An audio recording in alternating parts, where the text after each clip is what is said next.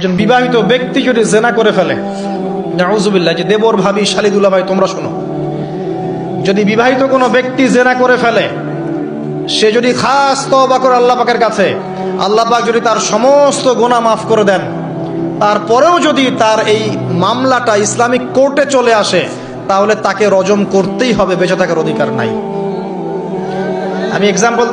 আমি দলিল দিচ্ছি, শোনেন। নবী সাল্লাল্লাহু আলাইহি ওয়াসাল্লামের একজন সাহাবী, মহিলা সাহাবী, তিনি পাপ করে ফেলেছেন। কি করেছেন? জেনা করে ফেলেছেন। বিবাহিত ব্যক্তি ছিলেন।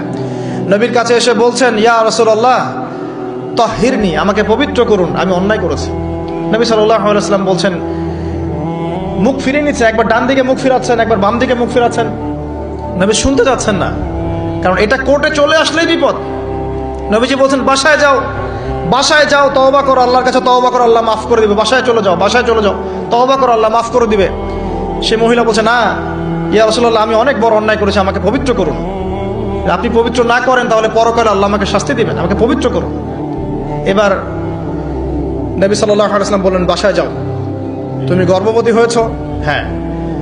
বাচ্চা খালাস করো, তারপরে এসো, তোমার বিচার করে দেওয়া হবে ইনশাআল্লাহ।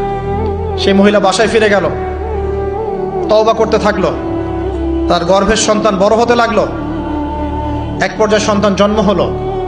সন্তান জন্ম হওয়ার পর সে এসে বলছে, ইয়া রাসূলুল্লাহ, এই যে কোলের বাচ্চা, এই যে 3 দিন আগে 4 দিন আগে হয়েছে সন্তান, আমাকে এখন পবিত্র করে দিন, আমাকে শাস্তি দিয়ে পবিত্র করুন। নবী সাল্লাল্লাহু আলাইহি ওয়াসাল্লাম বাচ্চা দিকে তাকিয়ে বলছেন যে এই বাচ্চাকে দুধ পান করাতে হবে। এবার তিনি নবী সাল্লাল্লাহু আলাইহি ওয়াসাল্লামকে বলছেন, ইয়া রাসূলুল্লাহ, এই যে আমার বাচ্চা এখন রুটি খেতে পারে, আমাকে এখন পবিত্র করুন। নবী সাল্লাল্লাহু আলাইহি ওয়াসাল্লাম একজন মুসলিমকে বললেন, এই বাচ্চার দায়িত্ব কে নিতে পারবে? একজন মুসলিম সাহাবী বললেন যে আমি নিব ইয়া রাসূলুল্লাহ। তখন তার হাতে বাচ্চাকে সোপর্দ করা হলো।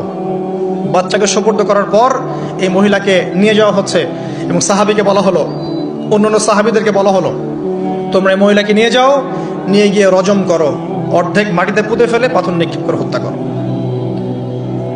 এবার সাহাবীরা এই কাজ করছেন। খালিদ বিন ওয়ালিদ রাদিয়াল্লাহু আনহু, বিখ্যাত বীর সাহাবী, তিনি তখন মুসলিম হয়েছেন এবং অনেক যুদ্ধের নেতৃত্ব দিচ্ছেন। তিনি একটা পাথর নিক্ষেপ করেছেন। এই নিক্ষিপ্ত পাথরের আঘাতে রক্তের ফিনকি ছিটকে এসে খালিদ বিন ওয়ালিদ রাদিয়াল্লাহু আনহুর এই যে কাপড়ের মধ্যে পড়েছে।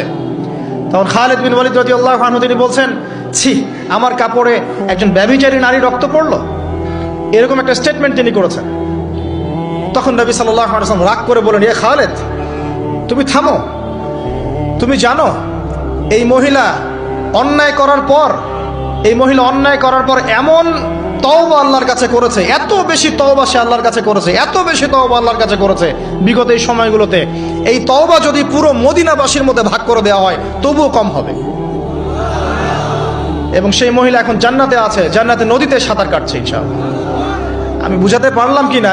এই মহিলাকে আল্লাহ পাক মাফ করে দিয়েছেন, তিনি জান্নাতে আছেন ঠিকই, দুনিয়াতে তার বিচার নবীজি করেছেন। তারপরেও আমি কি বুঝাতে পারলাম যে বিবাহিত ব্যক্তি ব্যভিচার করলে কিরকম শাস্তি হবে? এরপরেও যারা এখন ওই জেনার অপরাধে লিপ্ত আছেন, অবিবাহিত হন আর বিবাহিত হন, আল্লাহর ওয়াস্তে আজকে গভীর রাত্রে গিয়ে তওবা করবেন, রাত্রেবেলা ওযু করবেন, জায়নামাজে দাঁড়াবেন,